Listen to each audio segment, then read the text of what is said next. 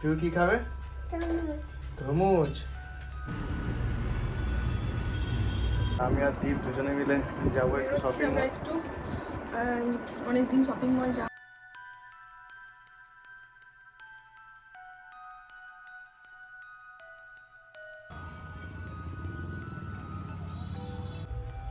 Good morning everyone, welcome back to a new blog. আজকে 13 April 2024, আজকে শনিবার, উইকেন্ডের প্রথম দিন। পিউর জাস্ট এই স্নান হলো, এখন ঘড়িতে বাজছে 11:30। পিউ আজকে স্নান করে ব্যাট বল নিয়ে আমাদের কোয়ার্টারের বারান্দায় খেলতে শুরু করেছে। না বল না, আজকে ব্যাট বল খেলবে। আর আজকে যেহেতু বাইরে রোদ দিয়েছে, পুরুলিয়ায় আজকে প্রচণ্ড রোদ দিয়েছে। গত দুদিন একটু মেঘলা মেঘলা আকাশ ছিল, তাই বাইরে নিয়ে যেতে পারছিলাম সকালের দিকে, কিন্তু আজকে বেশ ভালোই আবার রোদ দিয়েছে।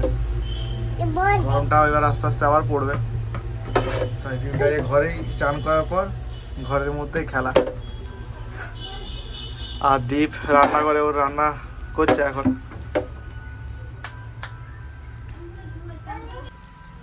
আর পিউ এখন এতই দুষ্টু হয়েছে, চান কিছুতেই করতে চায় না। চান করার আগে আজকে এত ঝামেলা, এই গত 3-4 দিন ধরে, জবের থেকে ওর একটু ঠান্ডা লেগেছে, তারপর থেকে কিছুতেই স্নান করতে চায় না।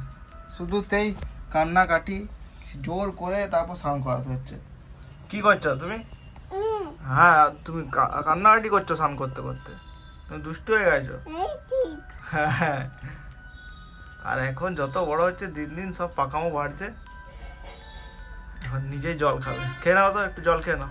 একটা সুন্দর ওর জন্য বোতল মা দিয়েছে, খেয়ে নাও জলটা।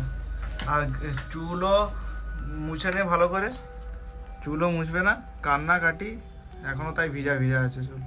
দেখি একটু গাছের ছাওয়া আছে, বাইরের দিকে যদি নিয়ে যায়, একটু বাইরে গেলে ওর ভালো লাগে। হ্যাঁ ভিজি ভিজি, চুলটা ভিজা তো। এই তুই কি খাবে? তরমুজ। আজকে যেহেতু ছুটির দিন, তাই আজকে তরমুজ এনেছি। আর পিউর তো খুব পছন্দ এখন তরমুজ খাওয়া। কি খাবে বলো তো? তরমুজ। চলো খাবো আমরা। আরে জিভে জল চলে এসছে পিউ, তরমুজ খাবে। যে পিউর ভল্লুকটা ছিল সোফার মতো, সেটা এখন চুপ করে বসেছে, আর তার সাথে তরমুজগুলো চুপচাপ বসিয়ে খাওয়ানো হচ্ছে। আর শরীরটা তো একদম কিছুই খেতে চায় না, না খাওয়ার জন্য একদম পাতলা, একদম দুর্বল হয়ে গেছে, একদম কিছু খাবে না। আর জ্বরটা হওয়ার পর যে শরীর খারাপ হয়েছিল, তাতে তো আরোই ওজন কমে গেছে। নাও নাও,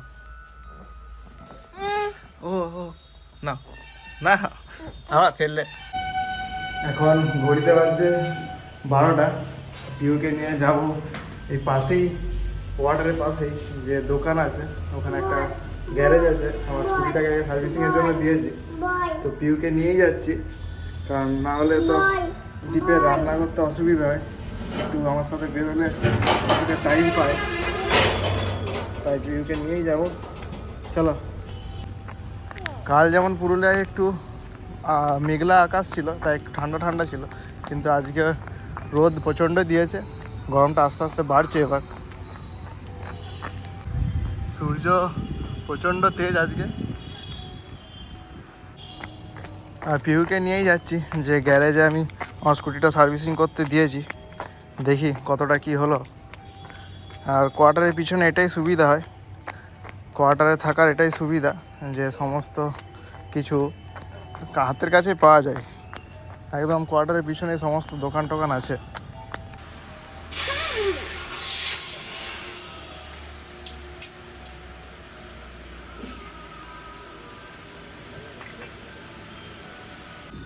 রোদ প্রচণ্ড, তাতেও 15 মিনিট বাইরে ছিল পিউ, আরও থাকবে, কিছুতেই আসতে চাইবে না। আলটিমেট একটা ওকে বিঙ্গো টেড়ে মেড়ে কিনে দিলাম, কিনে দেওয়ার পর এবার বাড়ির দিকে যাচ্ছে। চলো মাকে দেখাও কি কিনেছি। কি কিনেছে? কে কিনে দিয়েছে এটা? কে কিনেছে এটা? কি এটা? কুরকুরে। কে কিনে দিল? এটা কি করে এটা দিয়ে? এটা বাবা কিনে দিয়েছে? এটা কার? এটা কে খাবে? তুমি কাকা করবে? এখন ভাত খাবা। এখন ভাত খাবো, এখন ভাত মাছ কাকা নয়, এটা বিকেলে। কেন কিনে দিয়েছে এটা? আজকে দুপুরে রান্না প্রায় শেষের মুখে। এটা লাস্ট হচ্ছে মাছের কালিয়া, একটু গ্রেভি গ্রেভি হবে।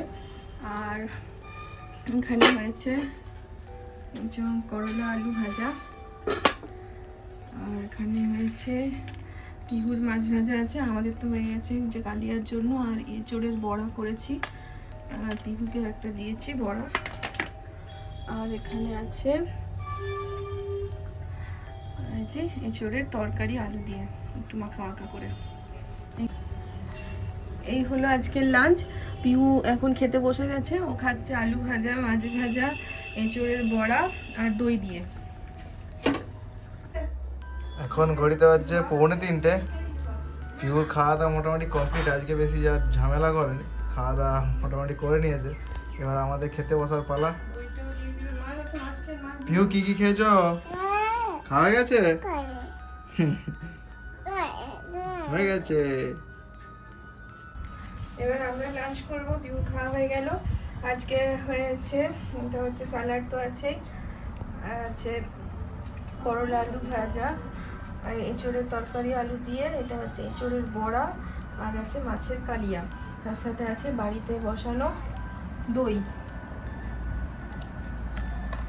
দুজনেই বসে গেছি এখন। এবার খাওয়া দাওয়া করে পিউরও ঘুমানো। আজকে তো ভালোই রোদ দিয়েছে, তাই আর কোথাও দুপুরে বাইরে বেরোনোর প্ল্যান নেই। সে একবার সন্ধ্যেই বেরোবো।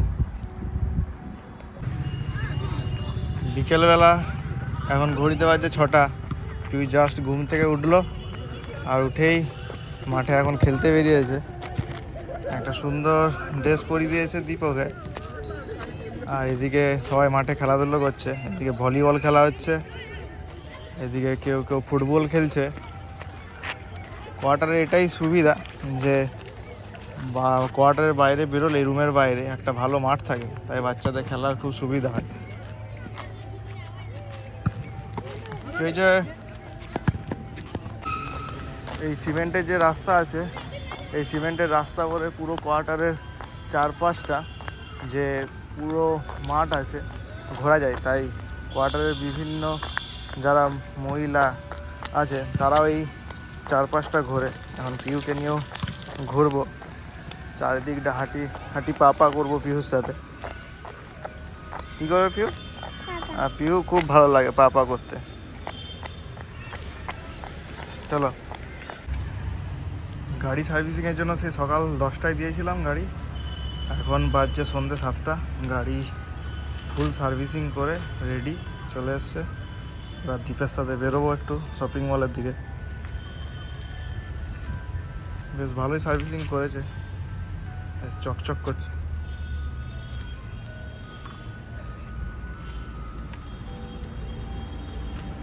আমরা রেডি হয়ে গেছি, এখন ঘড়িতে বাজে 7টা। পিহুকে বাহার থেকে খেলাধুলা করিয়ে নিয়ে এলো আছে। আমরা এবার রেডি হয়ে বেরোচ্ছি, একটু শপিং মল যাব, আর একটুখানি পার্লারে যেতে হবে, পার্লারে একটু কাজ আছে। এখন আমরা এসছি পুরুলিয়ার যে সিটি সেন্টার মল আছে তার ওয়াকিং স্ট্রিটে। তো সেখানে এসে দেখলাম একটা গানের প্রোগ্রাম হচ্ছে, আর সব মানুষ এই আই লাভ পুরুলিয়া লেখার সামনে বসার জায়গা আছে, ওখানে বসে আছে।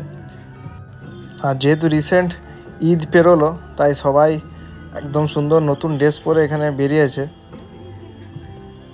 আমরাও একটু দাঁড়ালাম, প্রোগ্রামটা দেখলাম, তারপর চলে গেলাম, কিছু কেনাকাটা ছিল সেই জন্য। আর ওয়াকিং স্ট্রিটের এখানে একটা রেস্টুরেন্ট, যেটা এই পথ চলার মধ্যেই চেয়ার টেবিল পাতা আছে।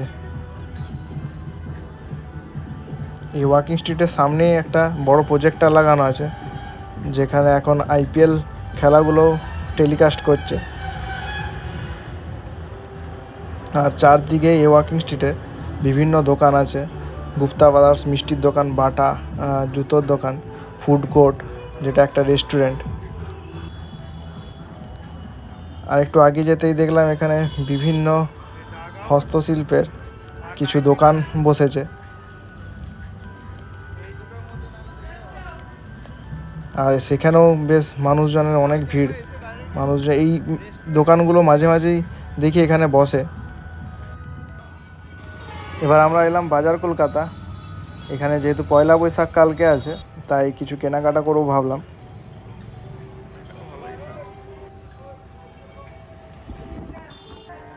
আর ভেতরে ঢুকেই দেখছি এতই মানুষের ভিড়, যেন মনে হচ্ছে পুজোর শপিং করছে।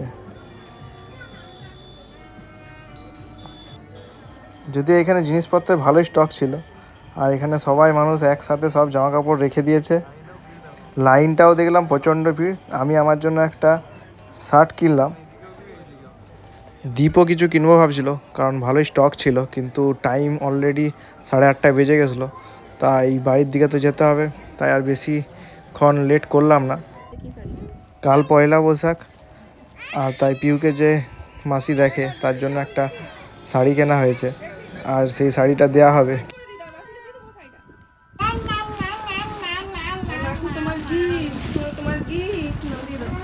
বলো আচ্ছা এটা বিহু দিল না বলো এটা পয়লা বৈশাখে গিফট। বলো আচ্ছা টাটা এবার 15 আসবে।